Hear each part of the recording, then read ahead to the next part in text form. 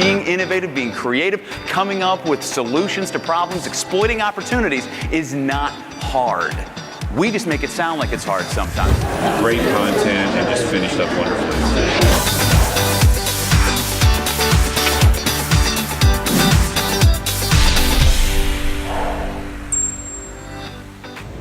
Hi, I'm Jeff Havens, excited to talk to you about Uncrampify your future. Most innovation keynotes begin by telling you that the world is changing faster than ever before, and you better come up with something big pretty soon or else you're going to get left behind. And if you want that kind of fear-based messaging, then go find somebody else. But if you want your attendees to understand that innovation is easy and that they already have all the skills necessary in order to do it, then Uncrampify Your Future is for you. We are going to outline the 3-step process that every innovation in every industry has followed from the beginning of time. It is not complicated, it is not rocket science, and by the end of our time together, people are going to be excited about coming up with new ideas. Because how many of you, show of hands, have had to suffer through this before? A lot of you have. And if you have, I'm assuming the subject was introduced to you something like this. Everything you're doing right now is about to be obsolete. The world is changing faster than ever before, and if you do not come up with some massive game-changing industry shakeup in the next 18 seconds, your company is going to spiral into oblivion. Thank you for listening. I've also got a book. I'm sure you've heard people talk about innovation like this. And it isn't useful.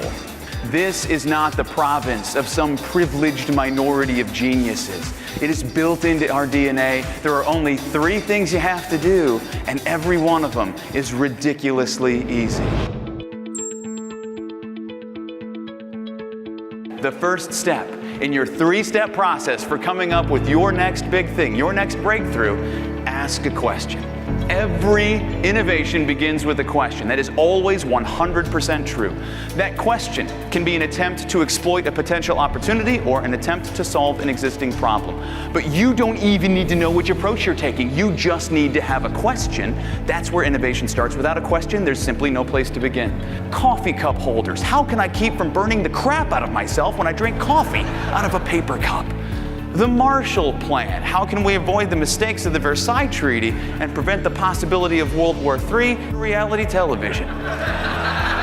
Do you think that people would enjoy making fun of idiots in hot tubs?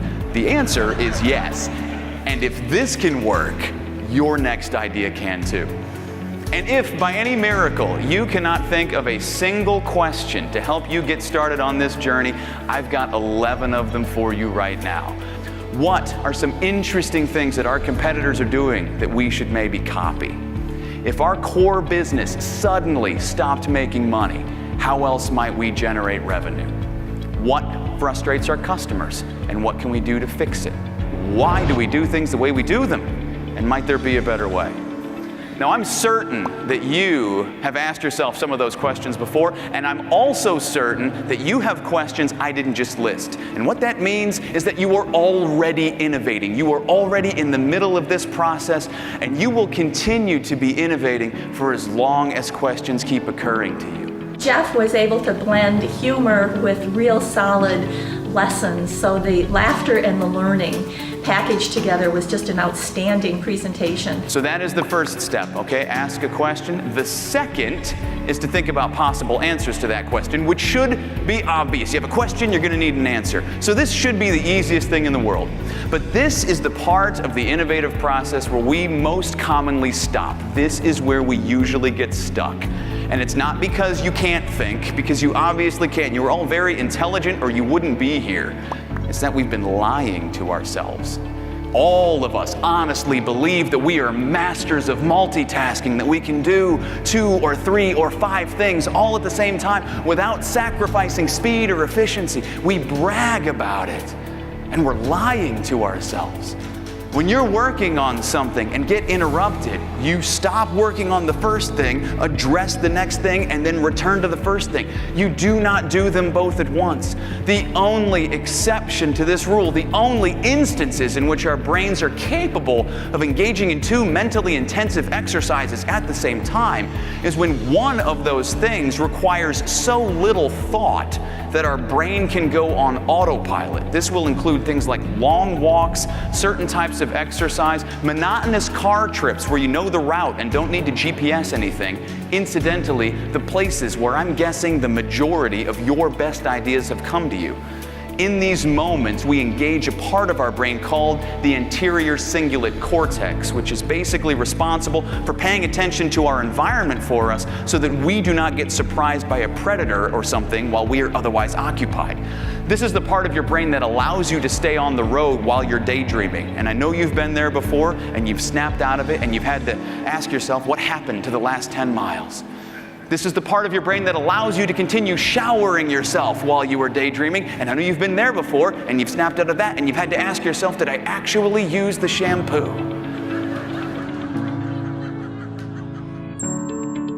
If you want to speed up, if you want to see your business blowing past your competition because you are coming up with new and better ideas at a faster rate than they are, if this is actually genuinely important to you, you first have to slow down. I know that sounds like a contradiction, but your best ideas are going to come to you in what feel like moments of idleness, in moments of quiet reflection, or in messy, meandering conversations with others that allow you to flesh your ideas out. So step one is to ask that question. Step two is to give yourself some time, some undistracted time to think about good answers to that question. And then step three is to do whatever you thought of. That is it. It is so simple. It is almost embarrassing to share. But this is the step that every single one of us are good at. All of us know how to work towards a goal once we know what the goal is.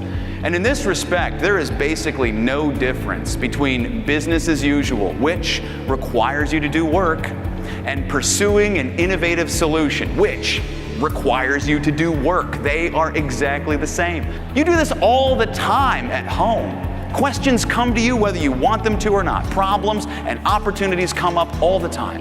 How are we going to save enough money to retire? Should we move the family so I can take that new job?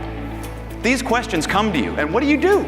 Well, you have conversations. You talk to yourself, you talk to your spouse, you talk with your family, and you figure out an idea, and then you know what you do? You execute on that strategy. And if it works, that's fantastic. And if it doesn't work, well, then you change the idea, you have some more conversations, you come up with a new plan, and you execute that. You have been doing this forever in your personal life, and it is absolutely no different at work. We sometimes talk about innovation as though it requires you to have a completely new way of thinking. That is absolutely not true. You want innovation in 4 words? This is the entire process. Ask, think, do, and repeat. That is all it is. That is all it ever has been. And every single one of you not only has been doing it your entire life, but can do it anytime you want with anything you want. Jeff was awesome. By far one of the best presentations I've ever heard. He kept me engaged the whole time. It was incredible. So we are going to look at an innovation that every one of you used in order to get here to the MDRT meeting, wheeled luggage. All of you have this, and all of us have this man to thank, Robert Plath, the former Northwest airline pilot who built the first rollerboard in his garage workshop back in 1987.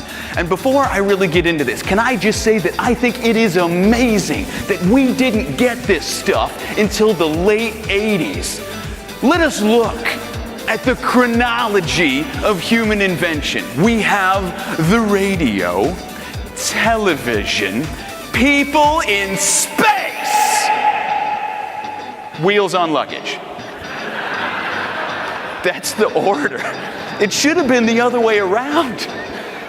We put wheels on the moon before we put it onto luggage. Before his invention, we would go to the airport with our stupid hard-cased luggage and then put it on a cart with wheels. The wheels were right there.